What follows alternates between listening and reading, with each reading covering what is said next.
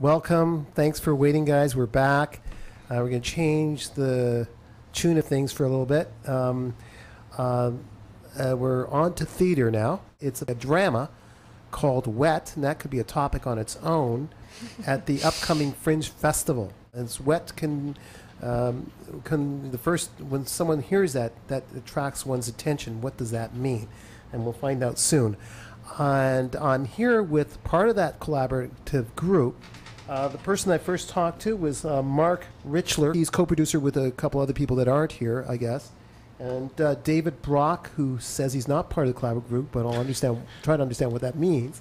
But certainly he's the playwright, so it must be important. And we have here also the lovely Jillian Pearson, who's the artistic director and the main actor, or the star, we can say, in the play. Along with, they're absent, Marc Passe. Passe. There, I did it. I was my writing. Marc Passe. Sorry, Marc. Craig Henderson, and the director is Jack Patterson, and they all managed to get together and managed to ease their tempers and work together to make a play. Thanks for being on. Thanks for having us. WORKhouse Theatre, which is the group, this part of this collaborative group, has been in development on the play Wet for the past 8 months with Canadian playwright David Brock, who's here, and stars 3 graduates of the Neighborhood Playhouse in New York City. Wet is a dramatic play which exposes 3 relationships after, during, and before the war. And I don't think I've come across that storyline. So that sounds exciting. I just haven't come across where that experience where it's before and during and after a war. Did it take a while to come up with the idea, or the idea came right away and then you just worked together, workshopped it together? Or? I started writing this in probably 2007 and put it away for 2 years, didn't look at it, and then met Jillian and her co-conspirator JR, and they just started talking about what their theater company was about, and I gave them a couple plays, and those ones weren't right, but then we sent those ones back. Wet was sort of a Hail Mary, and and it was something that I've been thinking about more 3 years ago, and have been thinking about nonstop for the last 8 months. But so the 8 months that we're talking about is sort of when I met the 9 members of WORKhouse Theatre. How did you meet? Just over beer? Or I think it was coffee, but it soon turned into beer. JR was the other artistic director of the company, John Muraille O'Hanley. Thank you. He and David have a mutual friend, and that's how we got the scripts from David. And then we met at Starbucks. And just went from there. Why not Booming Cafe or something? It's because I was lazy and I lived near Starbucks. We were trying to be accommodating to David. All right. So we try to meet everyone in coffee shops. That's our thing. It's a good place. It's a good place, as you know, to eavesdrop and to hear about what's going on. Yeah. What moved you to do this kind of a storyline? Again, starting it in 2007, and everybody seemed to be writing some sort of war play or something about the armed forces, and mostly in a negative light. So I sort of gave myself the original challenge to try to write something that wasn't necessarily anti-soldier. Right. That was sort of, it might, it's not a celebration of war, but it's definitely an attempt to sort of discuss war in maybe a way that I wasn't seeing. Anytime an artist is going to tackle something like that, for me anyway, there's sort of a real worry about placing this judgment on it. Right. And that's been the challenge. I've said that from the very first time I met with the cast, or even before that, and I said, guys, this isn't an anti-war play. There's not a lot of this. It's a dark play. Yeah. There's some comedy too, by the way. Exactly. But it's a dark play, but it's not a sort of an indictment on war or an anti-war or one of those. I think there's enough literature out there that says war is bad. This play could work if it wasn't war. It could work in an oil rig. In an oil rig, because it's a story about the people. Yeah, and that might make it ageless and maybe someday a classic. I don't want to massage your ego too much, but probably. I'm more concerned about the first week in July. I'm not looking too much past July 1st. Well, Jillian, what you and your collaborative group, what spurred you to embrace this play? So we sat down at Theatre Books because our lovely company member Jonah Hundred works there. And we sat in a room and we decided we talked about what kind of theater we wanted to see, what we thought was missing in the Toronto scene, what kind of work we wanted to produce, what we felt we had in other places of the world but we didn't have in Toronto. So we started accepting submissions and 200 plays read later. We stumbled upon this play, and I feel like I remember sitting in a room and us talking about why we like this play. And I think one of my responses was that it felt dangerous, and not in a way that is intimidating or scary, but in a way that is risky, and that I think is something that is missing from the Toronto theater scene. You know, I think it's what we're trying to achieve here in Toronto, to bring that sort of energy that you find in New York and in London and in Chicago, and try and bring that to Toronto and make that part of our theater world in Toronto, and just kind of bring it to another level. And I think the Fringe is a wonderful outlet to be able to do that. Right. David, you should be, I guess you're just flattered to have a team like this. Oh, it's on amazing. Your play. Yeah, so I'm pretty spoiled, actually. Yeah. The actors are, and Jack, the director, but also the support of the people who aren't on stage has been amazing. Like the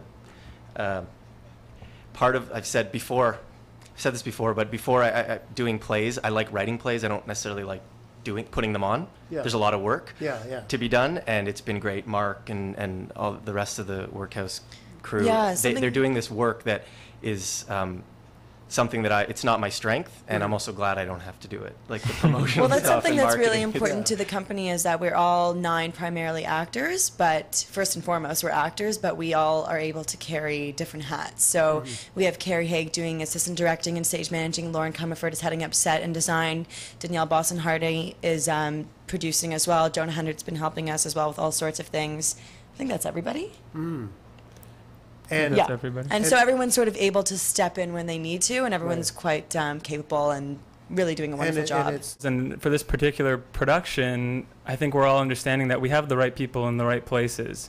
I'm an actor, I love acting, but I really feel like the 2 guys that we have playing the roles are right for this show. When you actors were accepting the play, did you want a little bit of change? Dave has been really wonderful to work with. We've just always found it really easy, and him always particularly open to ideas that we may have, and also standing his ground on stuff that he's pretty married to and doesn't really want to shift the focus of the play. But he didn't have to change the structure a whole lot, or sometimes he did? There's no, I mean, every first play is going to change during rehearsal. They never come ready-made. Doesn't matter if you're that's okay. the best in the world, or and so if you're writing this play, you better accept that if it's getting put on, it's going to change and it's going to improve through that change. So there's really no, I mean, I would never go into a new play and think, nope, we're not, it's ready. No, it's not. No. It's so it's rehearsal's the editing process, right? And so that's you go into it completely willing to accept that, and that's the fun. To me, that is the fun part. Let's get to the story itself. What is, without giving away the whole thing, because we want people to see the play. Is it about everyone's nice and happy at the beginning, then they go into war, and then they're angry at the end, or without giving it away? Yeah, without trying to just recite the synopsis. It's essentially about a couple, and they decide to enlist in the armed forces, and the female, Burns, played by Jill, gets in, and her husband doesn't. So he has to stay home while his wife goes off to fight. So the play starts with her already there, and basically the first third of the play, 17 pages, is in is set overseas, and it shows her experience there and her missing her husband and things like that, and then she goes back home, and when she comes back, she's injured, so now her husband has to take care of her. So all the frustrations and things from like the that. war, she's injured. She was injured in an accident. Okay. And so and sort of one of the inciting incidents of the play, if you'll call it that, is when she's back home and injured, one of the soldiers from her unit visits, and that's where a lot of the tension comes from, because the Sweetie, played by Craig Henderson, he does not want anything to do with the army anymore. It's responsible for his wife's condition. So that's sort of the idea. That's sort of the thumbnail sketch. So there is a little bit of the beginning, during, and after of their experience with the war, and not just her experience and not just another soldier's experience, but the whole family's experience. So. Can we, guys, can we go to the trailer maybe? Yeah. If Blue Sure. can get through to that. So let's go to the trailer and just take a quick look. And it's $10 to see all that. Oh, yeah. Just. Someone My called goodness. it my HBO special, my new show on HBO. That looks like a real hot play to go see. Maybe you guys should go see it. No. It's at the, oh my goodness, this is a beautiful, I love No this big stage. deal, huh? That's a wonderful. Yeah, Got really Theater lucky. Passe Muraille is like a famous small Yeah, theater. Not in so the main small. space. In the It's- main space. That's a good number of people that fill in there. Yeah. Hopefully. And you'll have people lining up for it, I'm sure, at 16 Ryerson Avenue. And you've got here, if they go to the site, I guess they can get reminded of all the days of the Yes, dates. absolutely. And it's the 3ws.fringetoronto.com. Again, the 3ws.fringetoronto.com. And 416-966-1062. You Yep. don't have to say no, actually. It's where, okay, good. 416-966-1062. And then if you want to check the play out, you can just go to Facebook, www.facebook.com/wet2010. That's facebook.com/wet2010.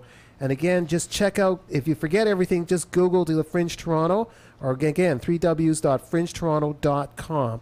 And if you forget all that, just go to the Theater Passe Muraille at 16 Ryerson. That's just in from Bathurst and Queen. Yeah. And the first play is on July the 1st, Thursday at 10:30 p.m. So check that out, and it should be a wonderful play. And If I could And the just, showtimes are all over the place, so be sure to look, because they're not all Yeah. at 10:30 p.m. Yeah. no, there's different times. I Some mean, I in the can middle mention of the them. day, some are. I think they'll forget 7 if I o'clock. say this, but you got Yeah, a no, it's Saturday at okay. 3:30, for example, Monday at 10:45 Yeah. lots of p.m., flexibility. and it goes on and on. And so that means I might have time. You see, if Exactly. I can go, Please, yeah. Whoever you are, there's one for you. should I bring them more than one handkerchief? Because it's a serious. Probably. Oh, yeah. And I should also mention we have a contest going on our facebook.com/wet2010 page, where if you come up with your own definition for what the word wet means to you. We're curious as to what this word means Right. to people. And whoever wins, whoever comes up with our favorite definition, gets 2 free tickets to the show. So then I can't ask how do you get the title wet? Because it would kind of destroy the point Well, of this. Well, I mean, there are some private uses in between the couple of the play for what the word wet means, but I mean, I do like the word. I'm happy that you're discussing just the quality of the word wet. I think it's a nice title. I think it's catchy. I think definitely. that was one. I mean, it didn't used to be wet. It was a much longer title, and it's gradually, like everything else in the play, been excised down to one word. But no, but it's the collaborative process. This idea that the couple lives in a very dark, damp basement, Oh, there- and okay. that is a very literal meaning of it. But Yeah. there are sort of some more private meanings between the couple, which is what I hope comes out in the play, and that's without giving that one away. That's a little. I also just wanted to take a minute to point out Yeah. Emma Ronaldo of Ronaldo Photography has been helping us out and doing all our photography. Mm-hmm. So just wanted to thank her on behalf of the company. And also we've been working with Corporal Zach Kalish, who's in the Canadian Armed Forces. So we've been really, really lucky to be able to have the opportunity to work with him. Oh, and, wow, the we're reality really grateful. check, yeah. Yeah, he did a little bit of training with us and was able to help us on some of our research. So he's been really wonderful. And his dog, Mac. And as well for me, Private First Class Stacy McTaggart, who's in Afghanistan right now, has Okay. been throwing a lot of stuff at her, and her especially from a female soldier's perspective, it's been amazing. Mm-hmm. I mean, they totally let you know if you're not being Right. accurate. And to me, that's very important. That we're not 'cause representing. It's coming from their heart. It's coming from their life, and And you that's want to real. represent it. That's real important to me. Is that Yeah. that someone would come, maybe not every soldier, but a soldier would come to this play and not sort of sit there and not recognize anything. And Okay. so that's been really important to me, and to all of us. People, thanks for coming here. Thanks. Thank man. you for A having very us. young, talented David Brock before he becomes overweight with a beard. In his 60s. It's actually how we found him. So yeah, I've lost Kind of out. this play. look I've at lost weight. Yeah. Yeah. Stress. The lovely Jillian Pearson and Marc Richler, and to the whole team, Jack Patterson, and the rest of the team that are out there maybe watching us.